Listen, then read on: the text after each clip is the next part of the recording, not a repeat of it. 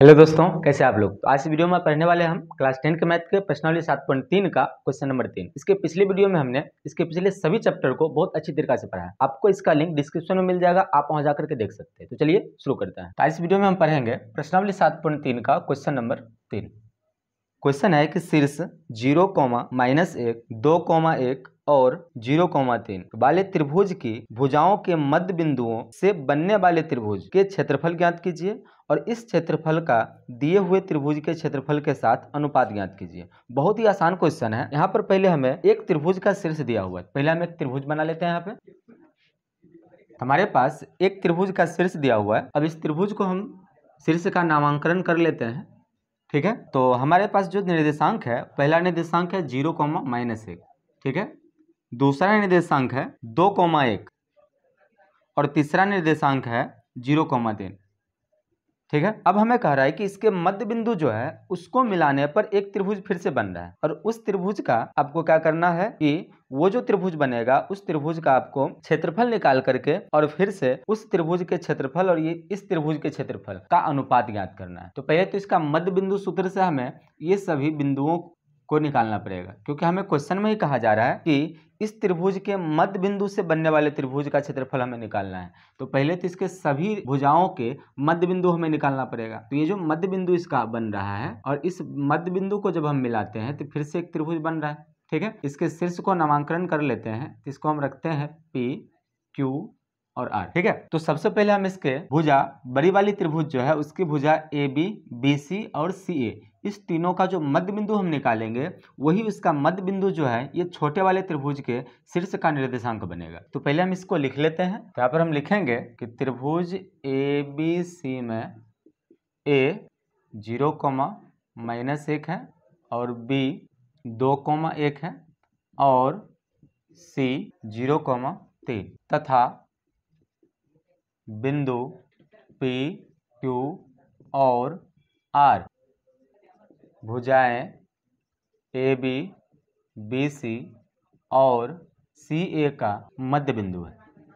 मध्य बिंदु है। ठीक है, इतना हमें आपको लिखना पड़ेगा कि जो भी हमारे पास जो दिया हुआ था ये सब निर्देशांक तो हमें पहले से दिया हुआ था। बस हम क्या किए कि एक त्रिभुज ABC मानकर ये सभी निर्देशांक वहां पर स्थापित कर दिए और इसके मध्य बिंदु का हम मान लिए PQR, इसलिए हमें ये सबको लिखना पड़ेगा। ठीक है, अब हम क्या करेंगे कि इसके जो रेखाएं हैं, इसकी जो भुजाएं हैं, इस भुजाएं के मध्य बिंदु निकाल करके हमें इस PQR का निर्देशांक निकालना पड़ेगा। तो यहाँ पर लिखेंगे इसलिए मध्य बिंदु सूत्र से, मध्य बिंदु सूत्र से, तो मध्य बिंदु सूत्र से क्या होगा, सबसे पहले तो पहला बिंदु इसका आएगा P। हम क्या लिखेंगे कि P का निर्देशांक,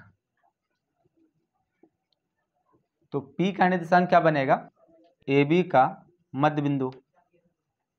मध्य बिंदु, तो AB का मध्य बिंदु सूत्र का प्रयोग हम लोग करेंगे यहाँ पर। तो मध्य बिंदु सूत्र क्या है, x1 + x2/2 y1 + y2/2।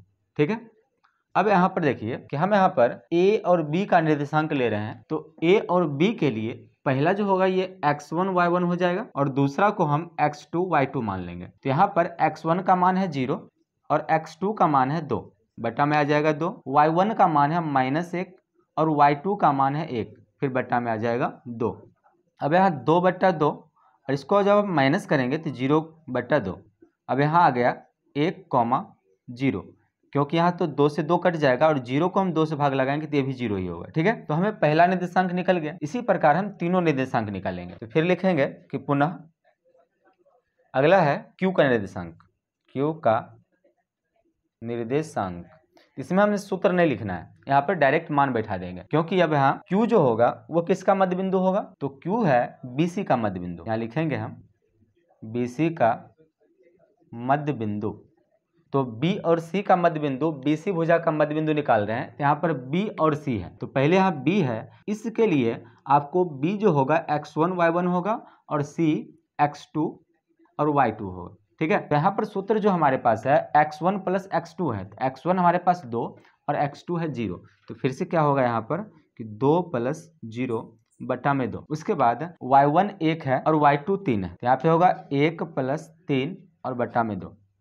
अब यहाँ देखिए कि जब इसे आप जोड़ेंगे तो 2 हो जाएगा और 2 को बटा 2 करेंगे तो 2 से 2 कट जाएगा, क्या बचेगा 1। और यहाँ देखिए जब इस दोनों को जोड़ेंगे तो 4 होगा और 4 से 2 कटेगा तो 2 हो जाएगा। ठीक है, हम यहाँ डायरेक्ट आंसर लिख लिए। बहुत ही आसान क्वेश्चन है, इसे आप सॉल्व कर सकते हैं या फिर डायरेक्ट आप भी लिख सकते हैं। तो यहाँ पर देखिए फिर से कि 2 और 0 को जोड़े तो 2 आएगा और 2 को 2 से काटेंगे तो 1 आएगा। फिर 1 और 3 को जोड़ेंगे 4 और 4 को 2 से काटेंगे तो 2 आएगा। ठीक है, तो ये हो गया Q का निर्देशांक। ठीक, उसके बाद फिर से R का निर्देशांक हो जाएगा यहाँ R का निर्देशांक। तो R का निर्देशांक जो होगा वो CA का मध्य बिंदु होगा। तो यहाँ लिखेंगे कि CA का मध्य बिंदु।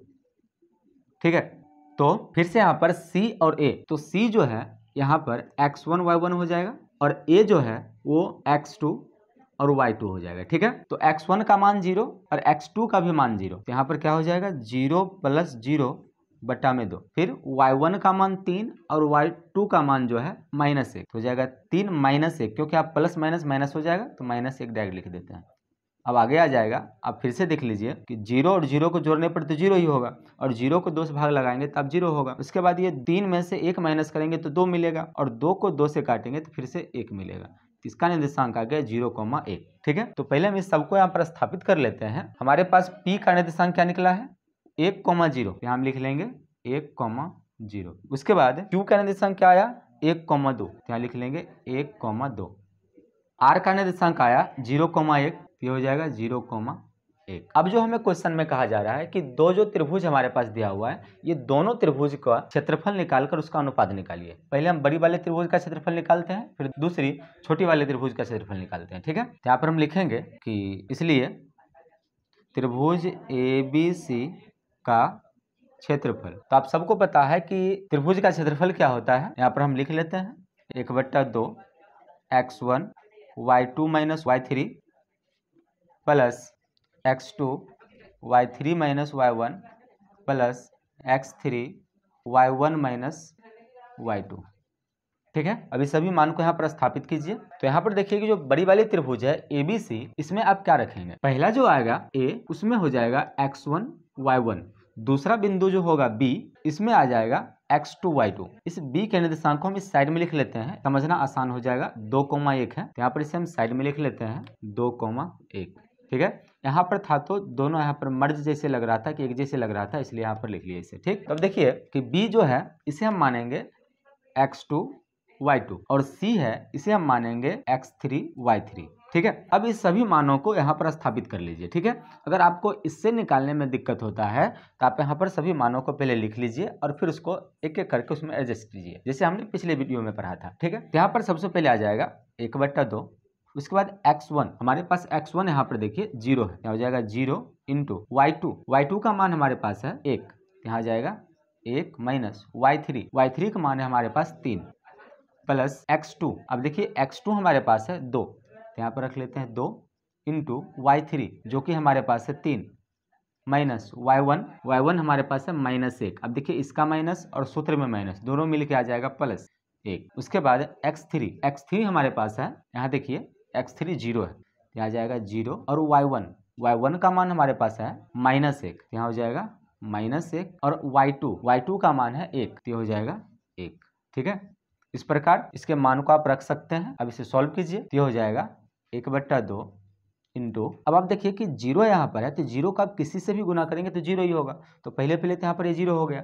उसके बाद प्लस, अब देखिए दोनों को जोड़ेंगे तो 4, तो हो जाएगा 2 × 4 प्लस, यहाँ भी देखिए 0 इंटू में है तो सब फिर से 0 हो जाएगा।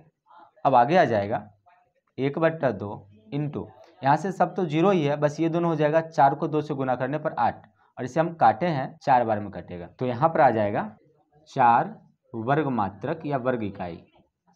ठीक है, तो 4 वर्ग इकाई जो है ये इसका क्षेत्रफल आया। किसका क्षेत्रफल, त्रिभुज ABC का क्षेत्रफल। उसके बाद अब जिसके मध्य बिंदु से जो त्रिभुज बना है हमारे पास, यहाँ जो मध्य बिंदु से जो त्रिभुज बना है, अब इसका क्षेत्रफल निकालेंगे और उसके बाद इसके अनुपात निकालेंगे, जो कि हमारे क्वेश्चन में निकालने के लिए कहा जा रहा है। ठीक है, यहाँ पर इसे बना लेते हैं। अब हम लिखेंगे पुनः त्रिभुज PQR का क्षेत्रफल। अब यहाँ पर हम सूत्र नहीं लिखेंगे क्योंकि सूत्र हमारे पास पहले से यहाँ लिखा हुआ है, हम डायरेक्ट मान स्थापित करेंगे। ठीक है, तो पहले हम इस तीनों जो त्रिभुज का जो निर्देशांक है इसको हम x1 y1 और x2 y2 मान लेते हैं। यहाँ पर x1 y1 हो गया ये। ठीक है, p के बाद q, इसे आप x2 y2 मान लीजिए और इसे आप x3 y3 मान लीजिए। इसे पहले हटा लेते हैं तब कंफ्यूजन नहीं होगा। अब यहाँ देखिए सूत्र में हमारे पास सबसे पहले 1/2 है, पहले हम 1/2 रखेंगे। उसके बाद देखिए x1 है तो हमारे पास x1 है 1, यहाँ लिखेंगे 1 इंटू, फिर है y2 तो y2 हमारे पास है 2, यहाँ लिखेंगे 2, माइनस y3 तो y3 हमारे पास है 1, यहाँ लिखेंगे 1। ठीक है, प्लस उसके बाद x2 हमारे पास है, अगला सूत्र में x2 हमारे पास है यहाँ पर 1, यहाँ फिर से लिखेंगे 1 इंटू x2 के बाद है y3 माइनस y1 तो y3 हमारे पास है 1 और y1 हमारे पास है 0, तो हो जाएगा 1 माइनस 0, फिर प्लस अगला यहाँ पर x3 तो यहाँ पर देखिए x3 हमारे पास है 0, यहाँ हो जाएगा 0 into y1 minus y2, y1 हमारे पास है 0 और y2 हमारे पास है 2, तो हो जाएगा 0 माइनस 2। उसके बाद 1/2 अब जाएगा 1 इंटू 2 में से 1 माइनस करने पर 1, फिर आ जाएगा 1 इंटू इसमें से 0 माइनस करेंगे तो 1 ही होगा। उसके बाद 0 से सबको गुना करेंगे तो 0 ही होगा। ठीक है, अब आगे आ जाएगा 1/2 इंटू इस दोनों को गुना करने पर 1, फिर इस दोनों को गुना करने पर 1, तो आगे आ जाएगा 1/2 इंटू जोड़ने पर 2, काटने पर कितना आ रहा है 1, तो 1 वर्ग इकाई इसका हो जाएगा, वर्ग इकाई। ठीक है, इसका आंसर हो जाएगा किसका, मध्य बिंदु से जो त्रिभुज निकला है इसका क्षेत्रफल। तो यहाँ पर ये भी हमें क्वेश्चन में पूछा जा रहा है, तो ये एक आंसर हमारा निकल गया। अब दूसरा बार में हमें पूछा जा रहा है कि ये जो नए त्रिभुज है और वो जो बड़ी वाली त्रिभुज है, दोनों त्रिभुज के क्षेत्रफल का अनुपात बताइए। यहाँ पर लिखेंगे कि इसलिए क्षेत्रफल का अनुपात, तो अनुपात क्या हो जाएगा, तो हमें यहाँ पर पहले नए त्रिभुज यानी कि जो इसके मध्य बिंदु से जो बन रहा है त्रिभुज, उसके त्रिभुज का क्षेत्रफल का अनुपात पूछ रहा है बड़े त्रिभुज का क्षेत्रफल। तो पहले हम लिखेंगे यहाँ पर एरिया ऑफ त्रिभुज PQR। ठीक है, और अनुपात दूसरा जो त्रिभुज हमारे पास है बड़ी वाली त्रिभुज ABC।